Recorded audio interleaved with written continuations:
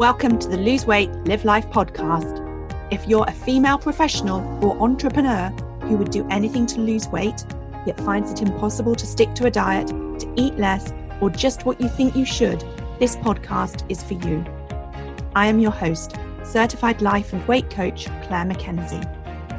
Listen in to learn how to stop overeating, lose weight for the last time, and create a relationship with food and yourself that you love, all without diet deprivation and self-sabotage.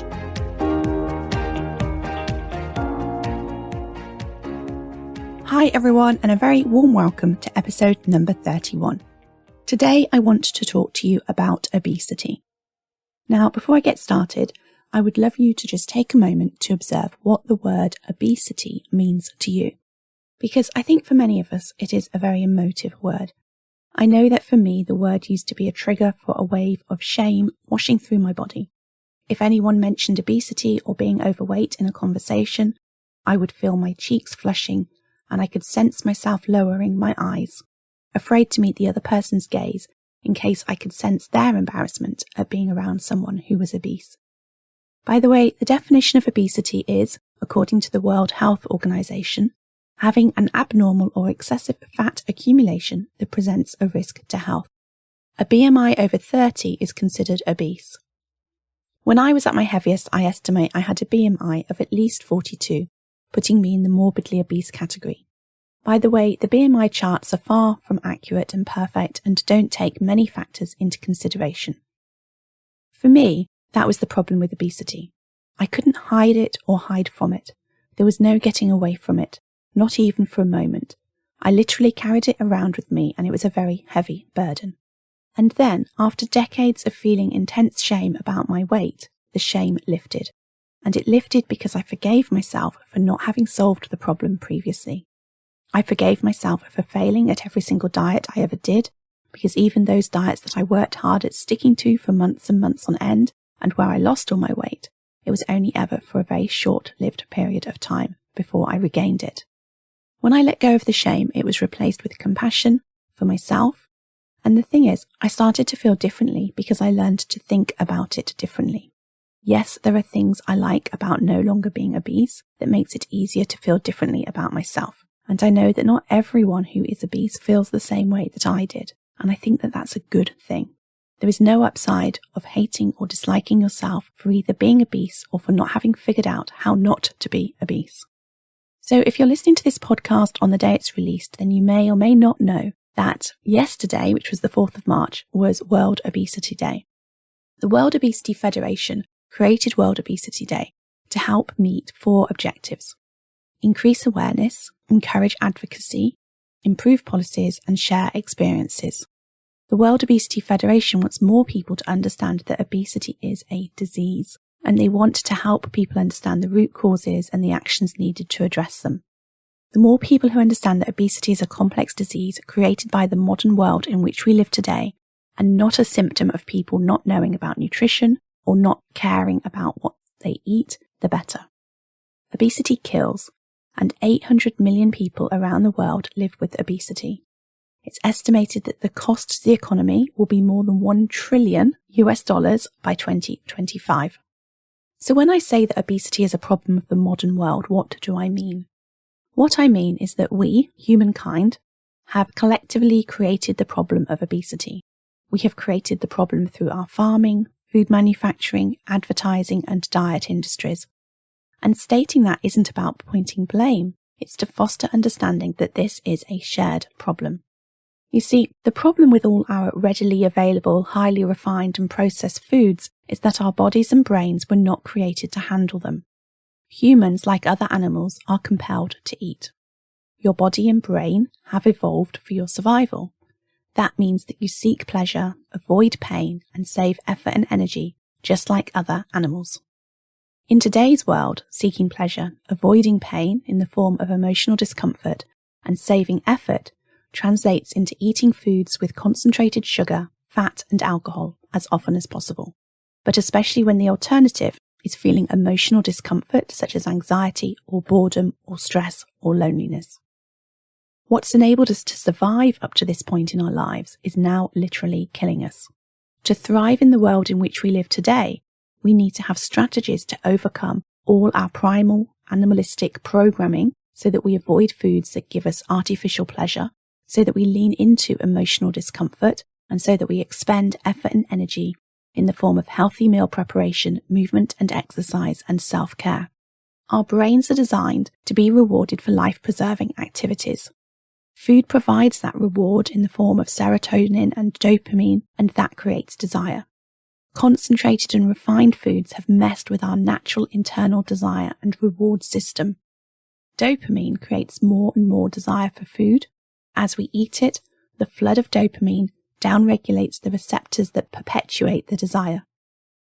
The more we practice eating concentrated foods, the stronger the neural pathway motivating us to do so. Eventually, we get so good at it, it becomes a habit delegated to our unconscious brain. If you overeat, there's nothing wrong with you. It's not your fault. You've just unconsciously learned to overeat. That's why you often feel out of control, as if you are eating against your own will, although that's not actually true. And the good news, you can change these ingrained pathways by replacing them with new ones and interrupting the old ones by changing action and not rewarding yourself with food. And it's not only our brains that haven't adapted to thrive in this modern world we've created. Our bodies struggle too. Eating refined foods, especially refined sugars and carbohydrates, causes hormonal imbalance. When we eat foods high in sugar and refined carbohydrate, our pancreas must produce more insulin than is normal to move the glucose that's formed when those foods break down from our blood to our body. What's left over after our initial energy needs are met is stored as fat. An excess of insulin then stops us from being able to utilize our own body fat as an energy source, so our body sends hunger signals to our brain telling us we need to eat again. Meanwhile, the insulin overload impacts the effectiveness of hormones ghrelin and leptin that help regulate hunger, exacerbating the problem. You see, it really isn't as simple as telling yourself or others to eat less and exercise more.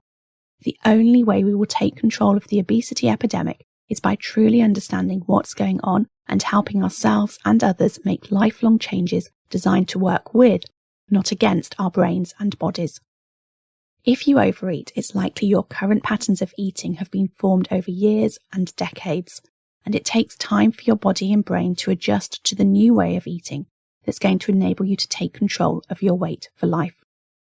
Also, you've grown up in a world where food means far more than fuel and nourishment for your body. Food is entertainment, an appreciation of love and kindness and generosity. It's normal to eat 3 large meals and 3 snacks a day, or to go out for dinner and eat 3, 4, 5, or even 7 courses. The fact that it's normal to eat this way doesn't make it right, but even though the statistics very clearly show how our current way of eating is impacting our health and contributing to our early demise and costing us billions of pounds in tax to support healthcare, we still accept it and we still carry on. And the food manufacturing industry and the advertising industries know exactly how to cash in on our primal desires. They know how our bodies and brain are wired, and they know how to create that over-desire for refined foods, and they've been taking advantage of that for decades. Think about the number of aisles in your local supermarket that contain processed and refined foods, compared to those that contain whole foods, fruit and vegetables, meat and fish, pulses, nuts, seeds, eggs and milk. I estimate it's less than 25%, probably far less than that. Yes, we're starting to see some improvements with better labelling and information about what foods contain, but far, far more needs to be done. And then we have the diet industry. Diets don't work because they don't address the cause of our overeating, everything that I've just spoken about. Diets create more problems because our innate response is to resist them, and we end up going into battle with ourselves. And then when we fail, we feel awful. And then when we fail, we feel awful. And if we're emotional eaters, we're ultimately ending up eating to feel better. And then if you're a victim of this modern world and you find yourself obese, you're then faced with dealing with the stigma and prejudice that comes with that from yourself and others. A 2019 report from The Lancet found that people who have obesity face inequity and prejudice in employment, education, and stigmatization in interpersonal relationships and in the media. Adults who experience weight stigma have increased psychological stress, depression, and anxiety. As was true for me, obese people often internalize their weight stigma. They are their worst judge, blaming themselves for what they see as them being unable to control their weight. And this intense shame, self-judgment, and guilt can lead to binge eating, reduced exercise, and social isolation. And of course, if you're an emotional eater, your natural inclination is to turn to food to soothe away emotional discomfort. It truly is the perfect storm. Having an awareness of this, understanding this as the first step to either making life-lasting change yourself or supporting others to make changes in their life. Everyone can do their bit for obesity. To start with, we must become more aware of fat prejudice and obesity shame. We must stop labelling people who are obese as weak or lazy or stupid. We must shower obese people with love and compassion. Next, we need to stop prescriptive diets, and instead we need to empower and equip people who want to lose weight with the knowledge to work out the right way to eat for them. By the way, everyone has a choice as to if and when they want to lose their weight. We should no more deny obese people medical care for being overweight than we should someone who was at fault in a car accident. And then we need to equip society with the cognitive tools to help themselves manage their own minds and emotion. And we need to show them how to use these skills to create a relationship with food and themselves and their lives that they love. So where does all of this sit alongside body positivity? Do you think that obese shop models should or shouldn't grace the covers of Cosmopolitan and other magazines?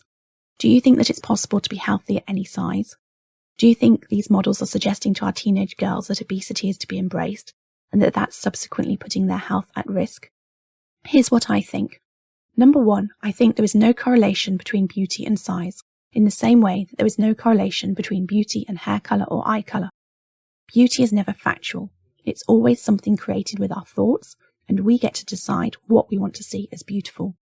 Think of all the flowers in the world, big and small, bold and bright, pretty and dainty.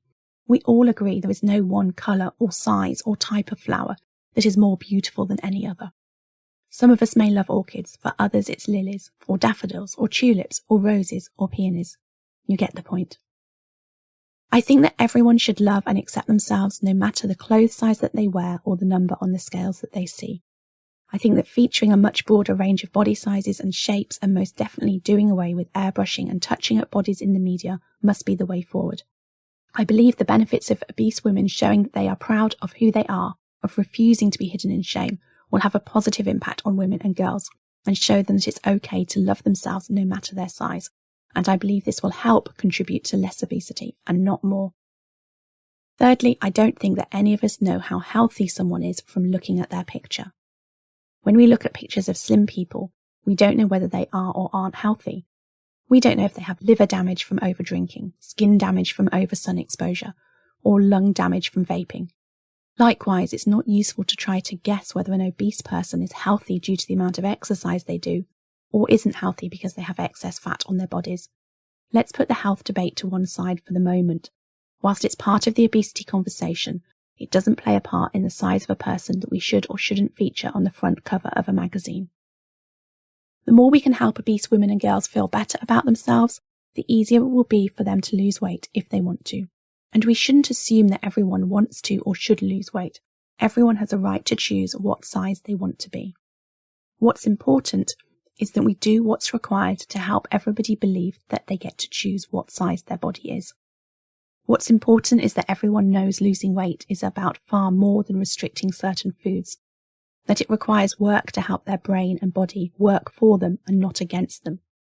What's important is that we support everybody who chooses not to lose weight, who embraces being a larger size, and that they don't experience fat bias and fat prejudice. There's lots that needs to change.